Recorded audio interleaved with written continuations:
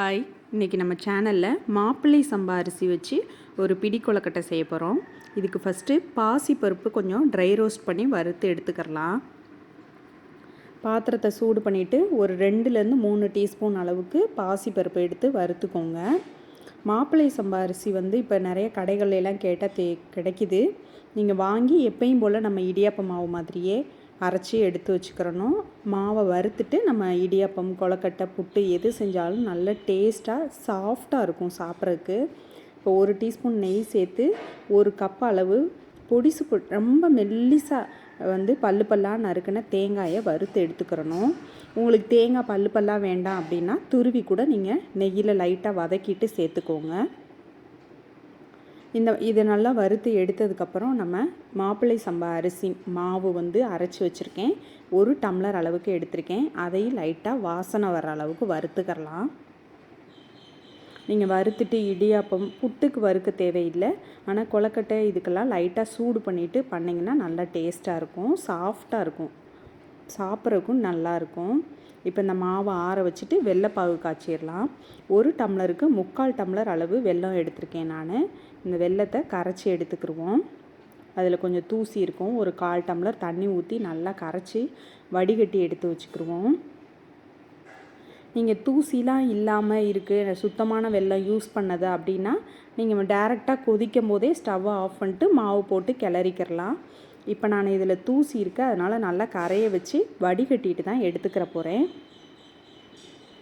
இந்த மாதிரி நல்லா கரையை விட்டு வடிகட்டிக்கோங்க. பாகு பதம்லாம் தேவையில்லை. இப்போ நம்ம இதை ஃபில்டர் பண்ணி எடுத்துக்கிடுவோம்.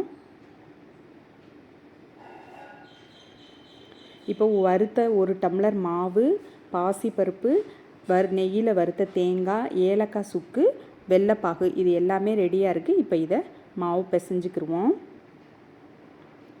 இதில் 1 பிஞ்ச் அளவுக்கு உப்பு சேர்த்துக்கோங்க. இனிப்பு சேர்க்கும் போது லைட்டாக உப்பு சேர்த்தா இனிப்பு நல்லா தூக்கலாக இருக்கும். இப்போ நம்ம வறுத்து வச்ச பாசிப்பருப்பு, ஏலக்காய், சுக்கு இதை சேர்த்துக்கலாம். நீங்கள் மாவு நிறையா எடுத்திங்கன்னா அதுக்கேற்ற மாதிரி பருப்பு, தேங்காயெல்லாம் எடுத்துக்கோங்க.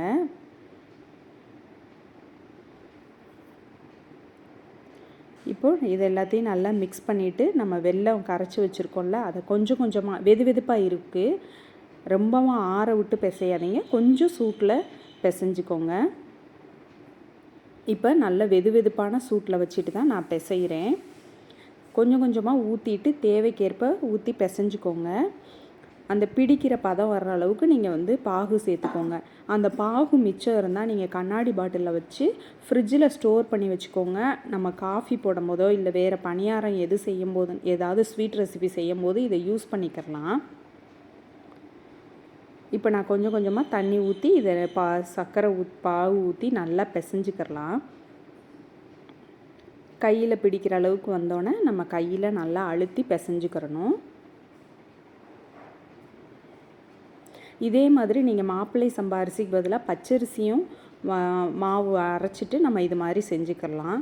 ஆனால் இது நல்லா சாஃப்டாக டேஸ்ட்டாக இருக்கும், உடம்புக்கும் ரொம்ப நல்லது இந்த மாதிரி சிறுதானியம்லாம் சேர்த்துக்கிறது.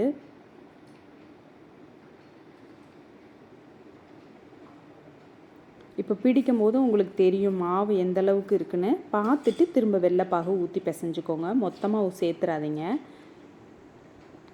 கொஞ்சம் கொஞ்சமாக வெள்ளைப்பாகு சேர்த்து நம்ம பிசைஞ்சிக்கிறலாம். ஏற்கனவே நம்ம சேனலில் இலையடை ரெசிபி கொடுத்துருக்கேன், டிஸ்கிரிப்ஷனில் லிங்க்கு கொடுக்குறேன், செக் பண்ணிக்கோங்க. இப்போ பிடிக்கிற அளவுக்கு மாவை நல்லா ஒன்று சேர்ந்து உருட்டியாச்சு. இப்போ நம்ம கொழுக்கட்டை மாதிரி ஷேப்பில் பிடிச்சிக்கிறலாம். சின்ன சின்ன உருண்டையாக எடுத்துக்கோங்க. உங்களுக்கு எந்த சைஸில் வேணுமோ அந்த அளவுக்கு எடுத்துகிட்டு இந்த மாதிரி கைகளில் பிடிச்சிங்கனாலே லைட்டாக ஒரு ப்ரெஸ் கொடுத்திங்கனாலே அழகாக வந்துடும். இதே மாதிரி நம்ம எல்லாத்தையும் ரெடி பண்ணி எடுத்து வச்சுக்கிடுவோம்.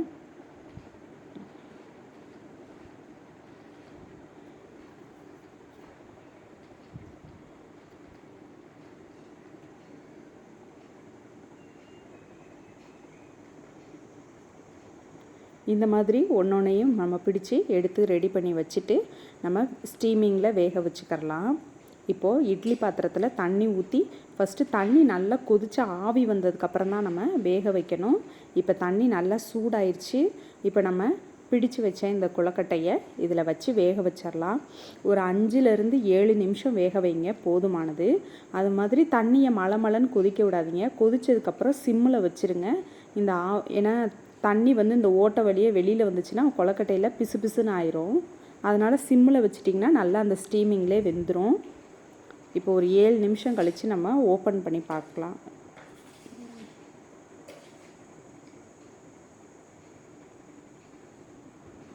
இப்போ நல்லா வெந்துருச்சு, எடுத்துக்கிடலாம். சுவையான ரொம்ப சிம்பிளான மாப்பிள்ளை சம்பா கொழுக்கட்டை ரெடி ஆயிடுச்சு. நீங்களும் இது மாதிரி உங்கள் வீட்டில் கண்டிப்பாக ட்ரை பண்ணி பாருங்கள். எப்படி வந்ததுன்னு ஃபீட்பேக் மறக்காமல் கொடுங்க. லைக் பண்ணுங்கள், ஷேர் பண்ணுங்கள், சப்ஸ்கிரைப் பண்ணுங்கள்.